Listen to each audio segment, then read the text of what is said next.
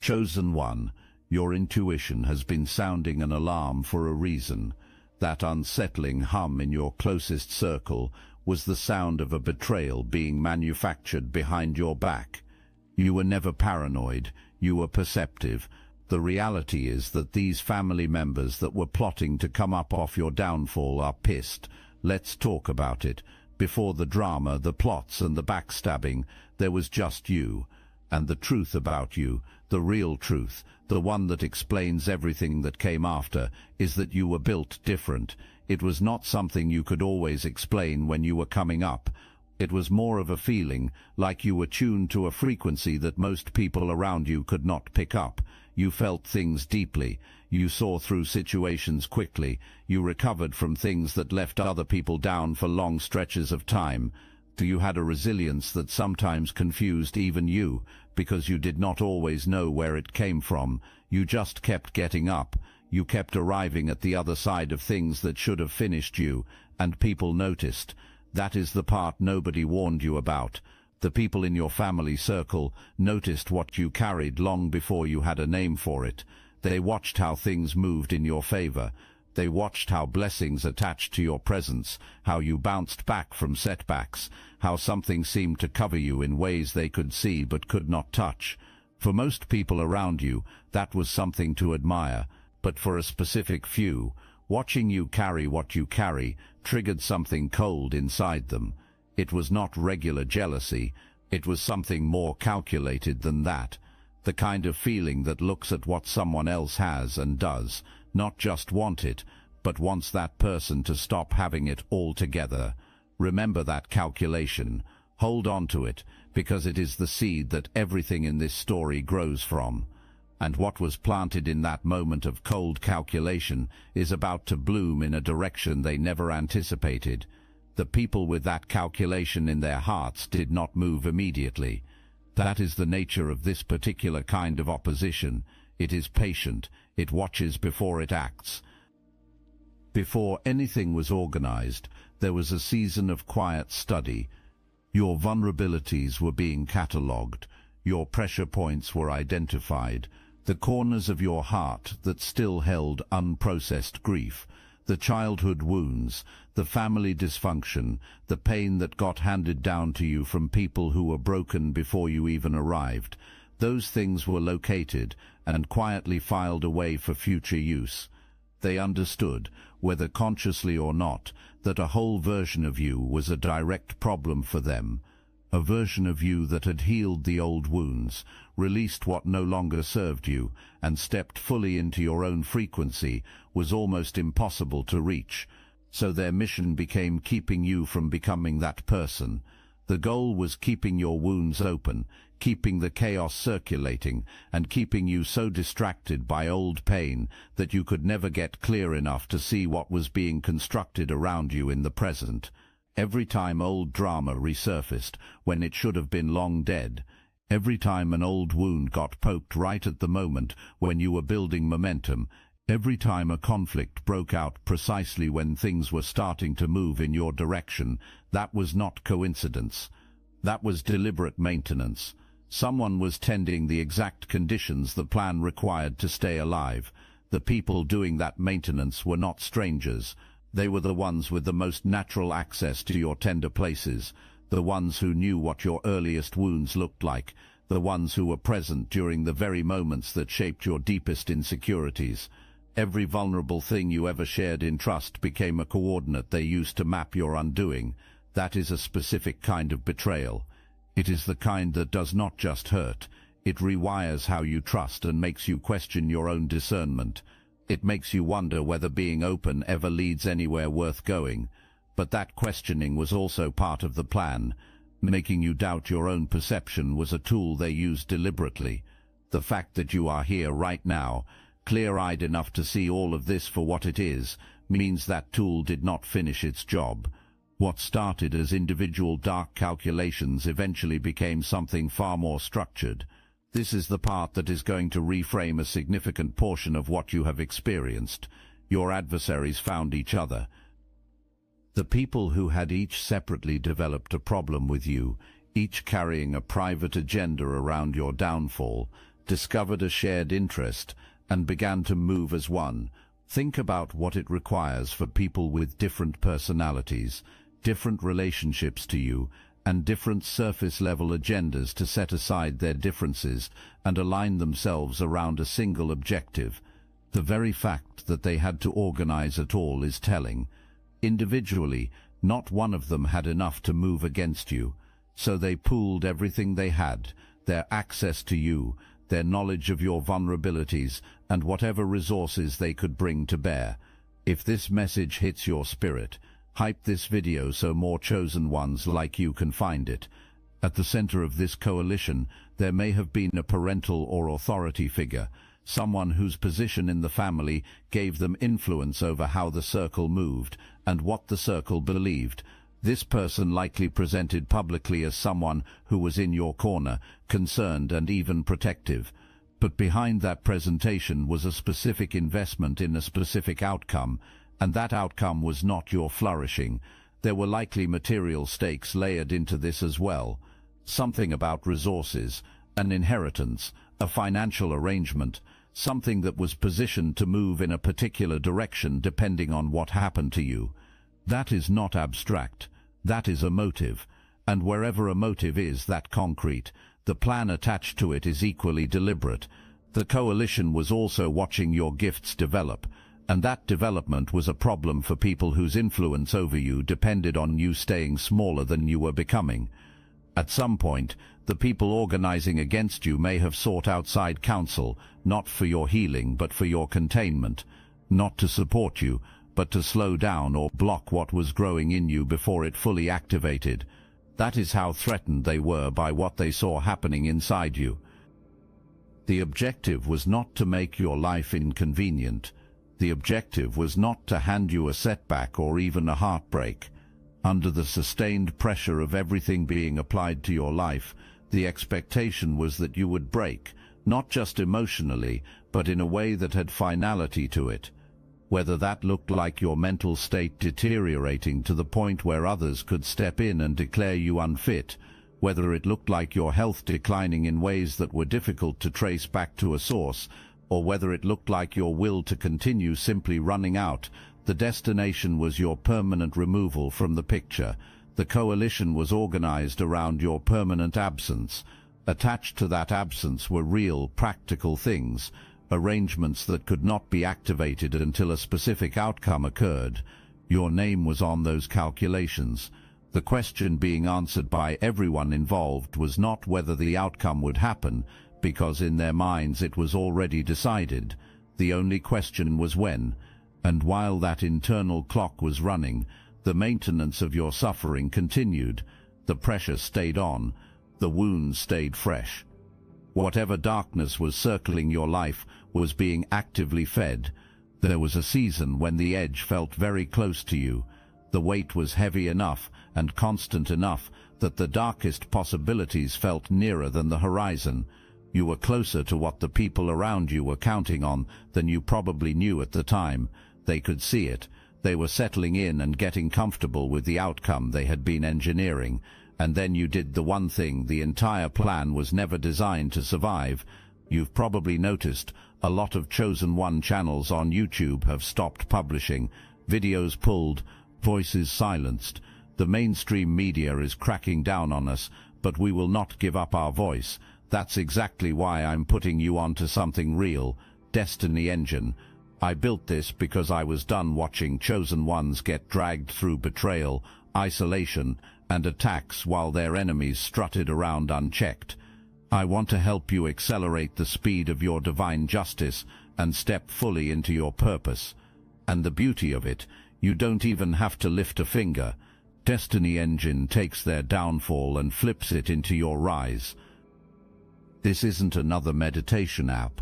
It's declassified consciousness technology, the same mind programming tools your enemies once used to install fear, competition and scarcity, re-engineered to restore your sovereignty and align you with the cooperative, upgraded operating framework.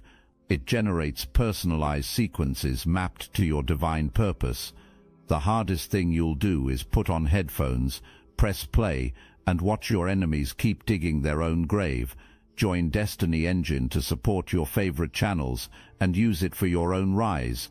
It's a 360 win. Start your Destiny Engine for $1 today and turn everything they did to break you into fuel for your rise. Link in the description. It did not look significant from the outside.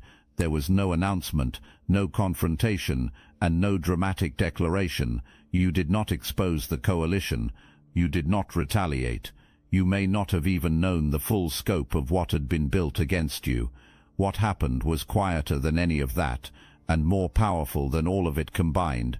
You got tired of the wait, not the kind of tired that makes you give up the other kind, the liberating kind, the kind that makes you set something down and keep walking without it. You got tired of carrying grief that was never yours to carry. You got tired of bleeding for wounds that other people made. You got tired of being endlessly available and open for people who were drawing from you without giving anything real back. You got tired of looking backward when the horizon was right in front of you. In that tiredness, you made a decision that changed everything. You let go, and you let God. You stopped trying to fix what was already broken. You released the past without needing anyone to understand why. You started doing the actual inner work, the kind that does not happen in public and does not come with applause. You began releasing burdens that belonged to other people's stories, burdens you had been carrying out of a loyalty that was never returned. You stopped focusing on the wound and started walking toward the healing. That single shift, that private internal soul-level decision, cut the power source of everything that had been organized against you. Here is the mechanism behind why that shift was so devastating to their plan. The entire operation ran on your pain. It was fueled by your stuckness, by your focus on what had hurt you, and by the emotional conditions that kept you in a frequency they could work with. The moment you redirected your energy from the wound to the healing, the plan had nothing left to run on, and a machine that has momentum but no fuel does not simply stop. It turns. The pressure that had been moving in your direction reversed course, and everything that had been set in motion against you began moving back toward its source. This is the alchemy of a chosen one. You did not beat the fire by fighting it. You let the fire forge you into something it could no longer touch. You did not defeat the opposition by organizing against it. You simply healed, and your healing was the most devastating counterattack imaginable, because it was the one move nobody on the other side had ever planned for. Everything that had been aimed at you hit the shield of your transformation and returned to sender. The people who considered themselves the architects of your downfall found themselves standing in exactly the conditions they had spent so much energy engineering for you. The health crises that were supposed to land on you started landing on them.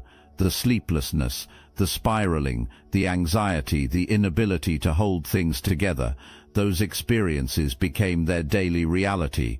The pressure they had been applying to your life turned inward and began applying itself to theirs. The coalition started fracturing from the inside. When a plan fails at the level this one failed, the internal blame begins immediately. People who aligned around a shared goal have no real bond beyond that goal. Without the expected outcome to hold them together, the differences, resentments, and suspicions between them all rise to the surface at once. The arrangement that was organized around your collapse is now occupied with its own internal warfare, accusations, disarray, and the particular chaos that comes from people who did dark things together and are now wondering what the other person might say if circumstances press hard enough. There is also legal exposure to contend with. Whatever was arranged in the dark left evidence. Organized darkness always leaves tracks, and the cover-up has become more costly than the original plan ever was. The people who were managing your supposed downfall are now managing their own exposure risk, trying to stay ahead of things that keep threatening to surface, trying to hold a coherent story together under circumstances that keep shifting beneath their feet. You are healing visibly. Every day you show up, moving, growing, receiving and arriving. is a fresh and undeniable reminder of how completely the plan failed. You are not just still alive, you are stepping into the very season they organized to prevent you from ever reaching. And there is nothing left for them to do about it, except watch. That is a specific kind of powerless fury. Let them sit in it. While the coalition was organizing against you, some of those same people were simultaneously attempting to take what you carry and make it their own. Your gifts were being studied with the intent to replicate them. Your energy, your way of moving through the world, your particular style of attracting what belongs to you, all of it was being observed. Ideas may have been lifted, credit may have been claimed for things that originated with you. Your presence, your approach and your output were being watched and imitated in an attempt to absorb your frequency through proximity or through copying what was visible from the outside. None of it produced what they were after. What you carry is not a technique that can be transferred through observation. It is not a style that becomes available to anyone who studies it long enough. Your gifts are woven into the specific fabric of who you are, your lineage, your particular journey through fire, your wounds and the specific way you chose to transform them. Those gifts belong to you, the way your fingerprints belong to you. Nobody gains access to your anointing by watching how you carry it. The failure to copy you added a very specific humiliation to their position, because it meant that even the version of the plan where you were permanently removed would have left them with nothing. The thing they wanted from you was never transferable, it would have gone with you, and they were willing to organize all of that opposition, coordinate all of those people, and make all of those arrangements in pursuit of something they were never actually going to be able to hold. What makes this the most complete kind of failure is the audacity required to simultaneously work against you and reach to take from you. Resenting you and envying you at the exact same time is the signature of someone who has lost their internal integrity entirely. And that loss of integrity is precisely why they could never access what you carry. What you have requires a wholeness they dismantled in themselves the moment they chose betrayal as a strategy. You walked through portions of this without the people who should have been beside you. You navigated things that called for a whole support system while operating largely on your own. You healed without an audience. You built without backup. And there have been moments when that aloneness felt like evidence of something wrong with you, like you were being punished, overlooked or passed over, while everyone else seemed to have the community you deserved. The people who were supposed to be in your corner were the ones carrying the agenda against you. The family members who should have been your safe ground were the ones running calculations about your future. So when you found yourself without access to those relationships, when the warmth of those connections went cold or disappeared entirely, your spirit was not failing you. Your spirit was protecting you. You were being moved out of reach of the very people whose plan required your continued proximity to function. The aloneness was not abandonment. It was discernment made visible in your circumstances. Every connection that dissolved during your hardest seasons, every relationship that could not hold the weight of who you were becoming, every circle that did not survive your healing, those were necessary exits that happened at exactly the right time. You did not lose those things. You were freed from them precisely when that freedom mattered most. And you were never alone in the way that actually matters. You were guarded by something that does not announce itself loudly. It shows up as instinct that arrives before you have any logical reason for it, as protection you cannot fully account for after the fact, as the undeniable reality of still being here and still whole after everything that was organized against you. That kind of covering does not happen by coincidence. It happens because the purpose you carry is too significant to be ended by the people who tried to end it. In the middle of the targeting, in the middle of the manufactured chaos and the sustained pressure, in the seasons when the weight was at its absolute heaviest, something in you kept moving forward anyway. Your discernment got sharper, your ability to see through surfaces got cleaner, your connection to something higher than the circumstances around you got stronger. The very pressure that was designed to diminish you was, through an alchemy they never intended, accelerating the thing in you it was trying to suppress. The attempt was made to create fog between you and your own clarity, to convince you that what you perceived was not real, that what you felt could not be trusted, that the things you knew in your spirit needed to be doubted. Sustained pressure of that kind, applied to someone with genuine spiritual sensitivity, is not a small thing. It can create confusion for a season, but fog always lifts. And what became visible on the other side of that clearing was your gifts intact, sharpened and refined by having been tested under exactly that kind of pressure. You now carry a wisdom that cannot be studied into existence and cannot be borrowed from someone else. You now see things that only become visible to a person who has walked through what you have walked through. The depth you carry today was carved into you by the very opposition that was trying to hollow you out. They made you better while trying to make you gone. That is a failure so complete it is almost difficult to comprehend. There is a layer of this that tends to produce the most lasting confusion, and it needs to be addressed directly. Betrayal from a stranger stings, but you can follow the logic of it. People compete. People act from self-interest. You can process that kind of wound and move through it.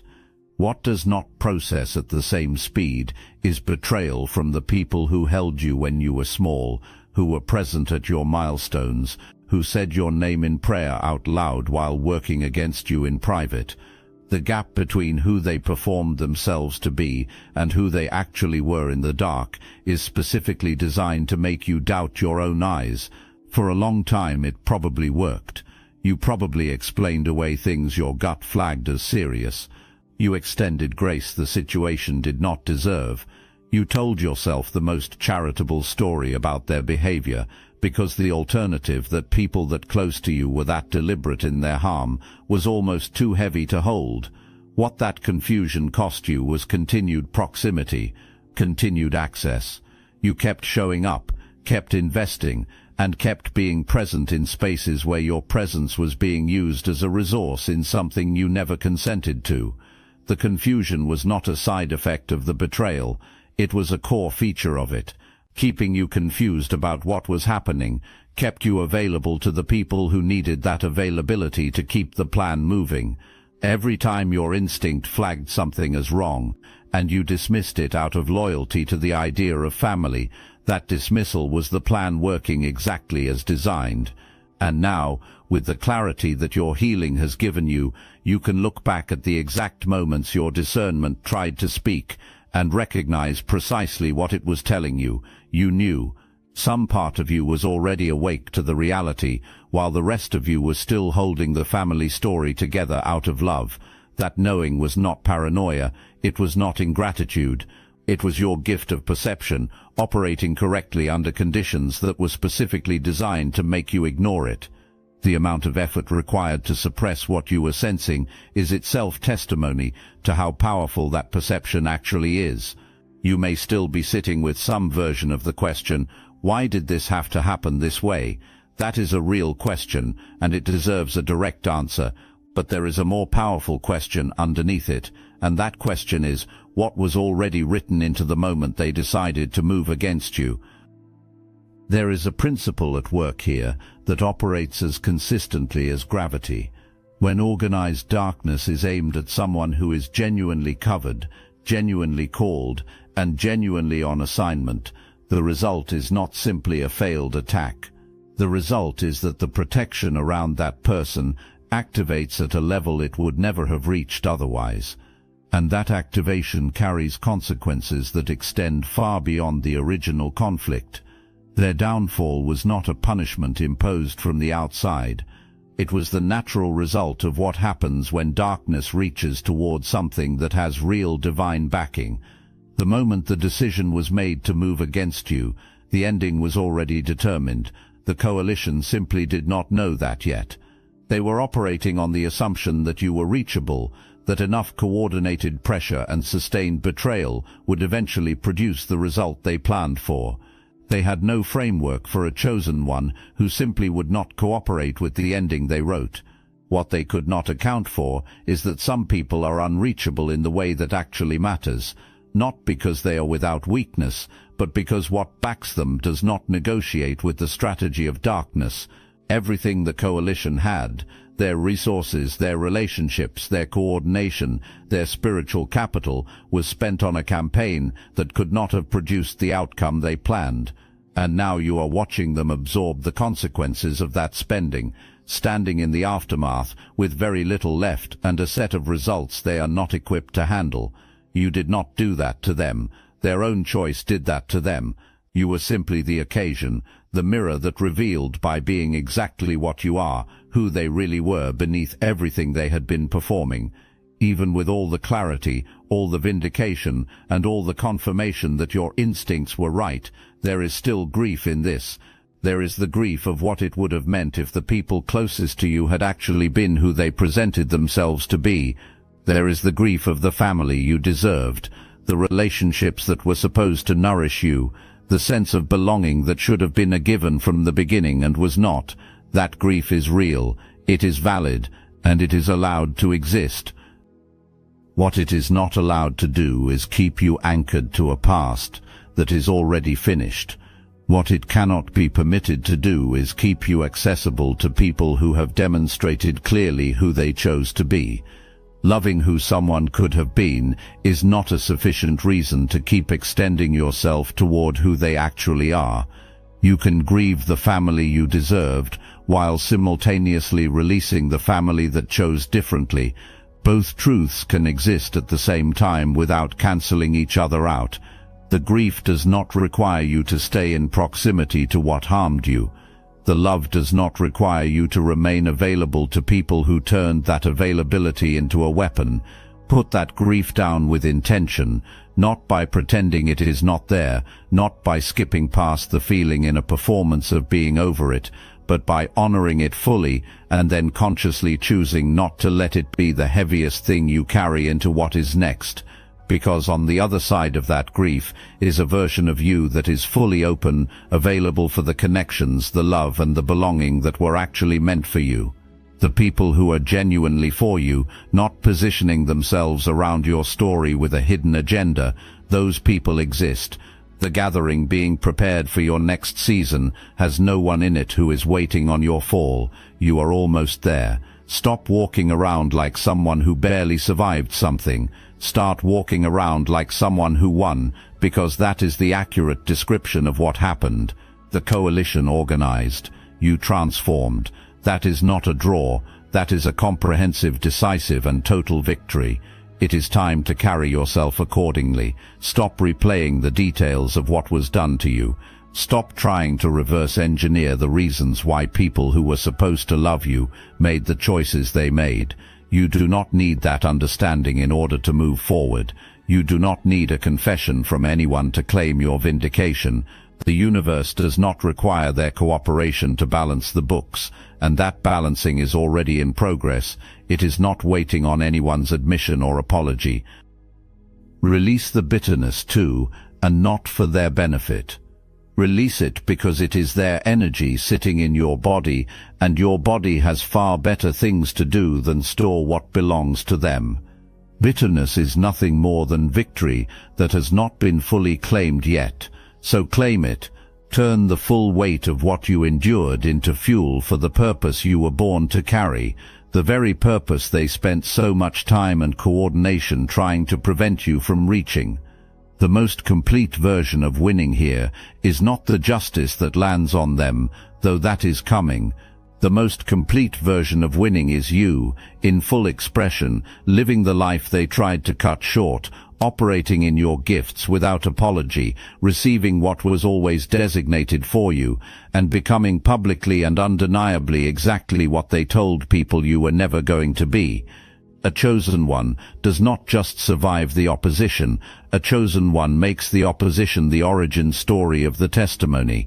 You have a testimony now. Use it like you mean it. You are still here, still whole, still carrying everything they tried to extract from you, still becoming everything they organized to prevent, still covered by something they had no access to and no authority over. The choosing was not reversible. It was never conditional on whether your circumstances cooperated, whether the opposition backed down, or whether the people around you decided to support what was happening in you. The choosing happened before any of them knew your name, and it remains fully in effect regardless of every move they made against it. This is the truth the coalition never grasped. You were targeted precisely because of what you carry. The intensity of the opposition was never evidence that you were in trouble. It was evidence of how seriously the other side took your potential. Nobody organizes that much darkness against someone who is not on their way to something real. Nobody invests that many resources in stopping someone who was not genuinely worth stopping. Every collaboration, every cover story, every resource they spent against you was a collective confession that you are the real thing, that in a fair exchange on an even field, not one of them could compete with you operating freely. The bet failed. The plan collapsed.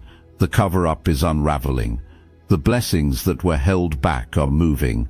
Every door that was deliberately shut is finding its way open. The accounting is in full progress, and you, the one who was written off as a cautionary tale, you are the testimony. So here is what you carry out of this. Let the people who are pissed stay pissed. That is not your energy to manage, and not your burden to solve. What they do not get to have any longer is your attention, your access, your peace or your time. You have a life to step into, a real one, the full and uncompromised life that was written for you before any of this existed. Everything they tried to redirect toward themselves is still designated for you. Everything they tried to delay is still moving in your direction. Everything they tried to take is still yours because it was never actually within their reach. Walk into it with authority. Walk into it knowing exactly what you are, who covers you, and what you came through to get here. Walk into it as someone who has been tested at the level that real testing happens at, and who came through without losing the essential thing. You let go, you let God, you let the transformation do what it was built to do, and then you kept moving. Now move. All praise is due to the Most High. Peace. Namaste. Love y'all.